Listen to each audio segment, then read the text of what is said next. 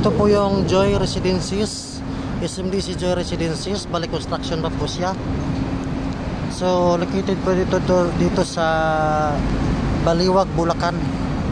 So katabi po niya is SM Baliwag. Ito po SM Baliwag. Yan. So ito yung binibenta natin ngayon. Yan. Yan po. Lapad nito.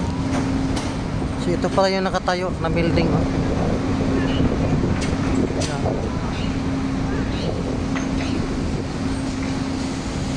Yan siya.